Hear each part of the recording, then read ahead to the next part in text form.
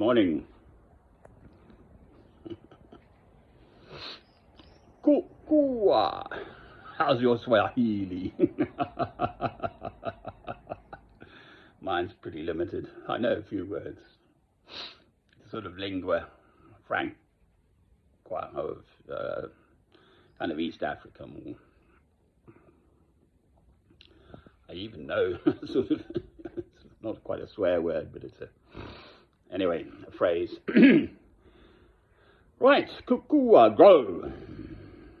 Well, you see that triffid, it's growing up to heaven. We had a wonderful drop of rain. I mean, a really good soaking through the night.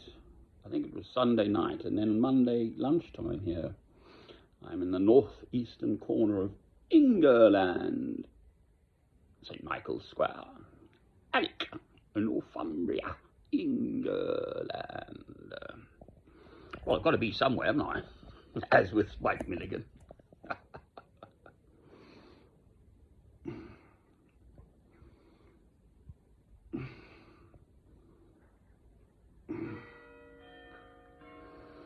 So, grow. Well, I remember reading this story once, and I'm a white African by birth. My father was English, and mother's people Scottish, but anyway, I was born in Cape Town, so there was a black cook, and a woman, but any mother wants to see her children eating, and then there's Kukua, grow. That's what I mean, fathers want their children to grow too, obviously.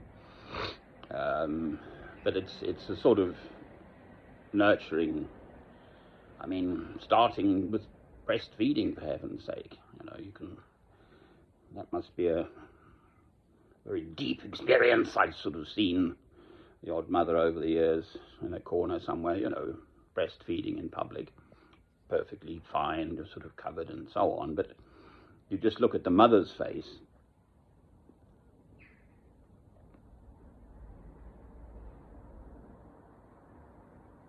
it's all calm and settled and sort of at peace. She's feeding this little life. So there we are. Thought for the day, Kukua, grow. Well, my jungle's growing fine. All sorts of beasties in there. It's rather sweet. There's one little blackbird who's taken to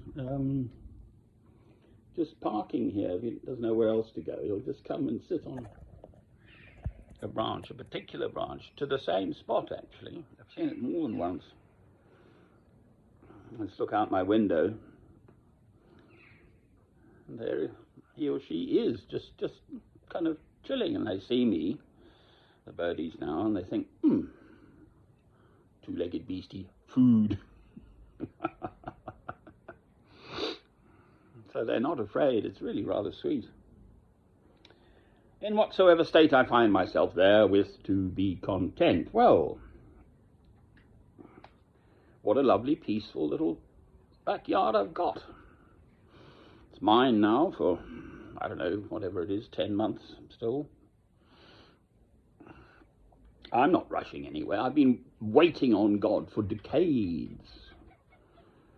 I'm longing to do something real in this world, but seemingly that is not God's purpose for me, and it is not for want of woof to do it or to try something new or to whatever. I've really tried stuff. I'm not seeking my own self-aggrandizement.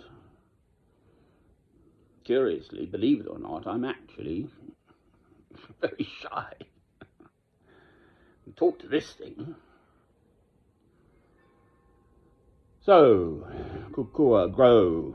Well, on a personal note, I'm still grieving for my son, Robert Francis. I think that must be it.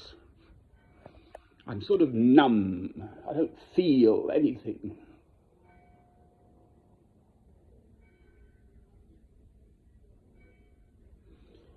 I get on with life, sorting this place out. It looks like a jungle, but actually, if you look, you see, where the fireplace is there. I think that's right, is it?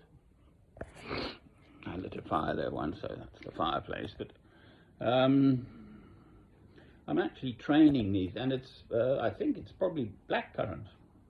There've been some flowers, and the little berries are coming, so I think probably I'm going to have a crop of blackcurrants. But it's just extraordinary to me. You know, it's obvious, one knows that flowers come, for heaven's sake, but I'm just letting this backyard grow. You could come in here in half an hour, just clear the lot. But it's so much more interesting just letting it go, almost entirely unmanaged, but just tickling here and there. And these long runners just grow. They keep pushing out leaves and a central shoot, as long as they're not restrained or for some reason. And then clearly it's only really one just decided to have berries, those little flowers, little white flowers. It's a wild sort of blackcurrant or something. And then the berries. Who decides? In case anyone hasn't spotted it yet, I am a Christian, so there we are. So God decides. Now, why are we here? Mankind. Why did God bother? He had all these angels. I heard this discussion already with a friend in Spain. Oh, he's got his angels. He doesn't need us. Well, why bother to stuff the world with nearly 8,000 million human beings then? And counting. Well, there's clearly something that human beings bring to God, basically. I'm just trying to keep out of that sun. It's rather... That's better, isn't it? Ah, there we go. Lighting's better now.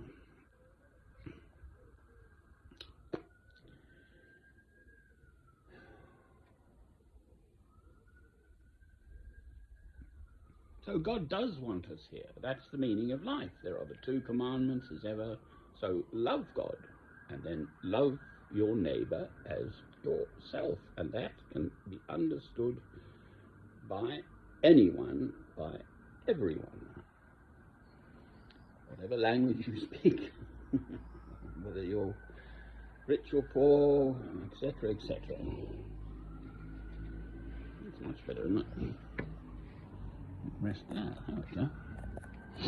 Ha! Got my cameraman now.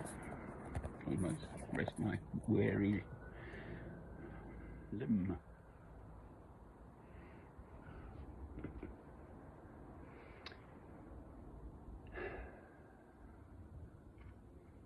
So, that is a question that has been asked throughout all the ages by philosophers, etc., etc. Why are we here? Well, I have the answer. Just, in the first instance, to love God, and then, of course, to love our neighbour as ourselves.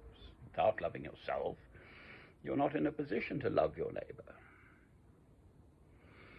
So on that personal note, I'm trying to get my act together. Well, the fact is, my son is dead. He committed suicide, and I'm grieving.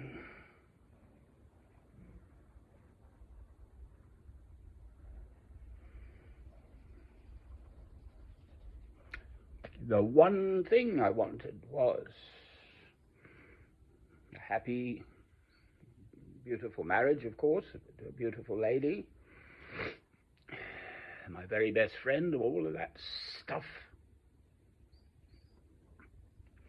And then the blessing through God of children. Instead, I've been given something else. Up to and including the suicide of my son at the age of 18, he would would have been 30 years old this year on November the 12th. So, that's my problem. It's between me and God. I very much try not to let it show. If I'm out and about in the world, if I ever speak of the suicide of my son, then I always have to say, God has given me, in the preceding 32 years, I met my former wife 32 years ago, this rock-solid faith. I have no doubts, and it's not because I'm blindly following the crowd or whatever. I'm a highly intelligent, very capable man, and I have looked the mirror straight in the eye for 32 years in terms of finding out that women are not necessarily like my mother, for instance, my grandmother, etc., my great-great-grandmother. She's got such a beautiful face, that lady. I have a black and white photograph of her, framed. So, Kukua, grow. Well, it is a fact, my mother would say. Philosophers envy those who suffer. So you wouldn't wish suffering upon anyone, but if you are blessed with suffering of whatever form it takes, actually, this is God blessing you, you see, choosing you, putting you through a particular refining fire to show you things you would never have known without having gone through whatever experience it may be, physical or much more complicated mental. And here I am to tell the tale. I'm 65. My second cup of tea already. I've actually been up and made a film earlier, but I've had some rest again, so fine. So, Kukua, grow.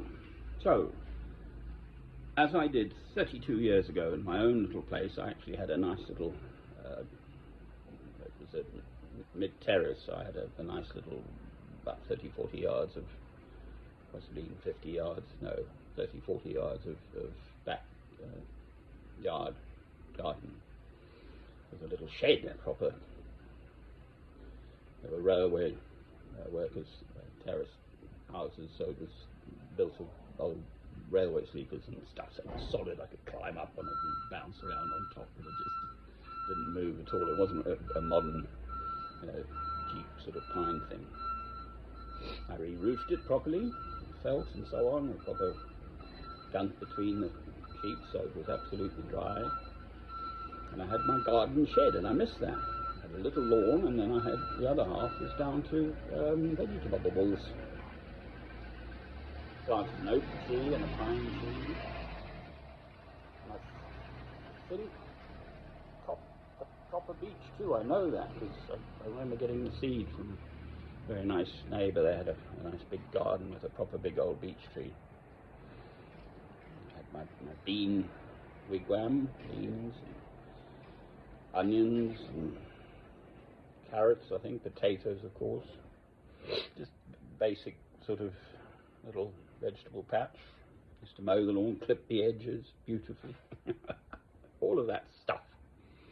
Well, that was then. That's gone. That was 32 years ago.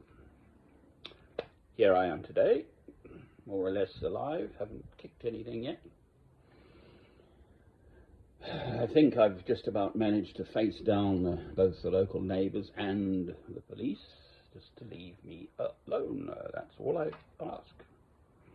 Leave me at peace. If I want to go out and interact with people, fine, which I do on a regular basis, but don't come and mither me, anyone. Come, you're very welcome. I wish people would come. So, there we go. Kukua, grow. And in one's spirit, you see. I couldn't be what I am now without having grown through 32 years of my own personal tragedy and suffering. That's it. That's why I am this way. Getting worse. Why do anything other than strive? You know, I lift up mine eyes to the hills, from whence cometh my salvation. Amen. So, Kukua, grow, grow, grow, grow. It's going to heaven. I'm wonderful with children. I could have a real ball out here. Some little ones, teasing them about all the big lions and tigers in the jungle and stuff. Amen. Is that it? Yeah. That's the one growing the beanstalk, growing up to heaven, that one.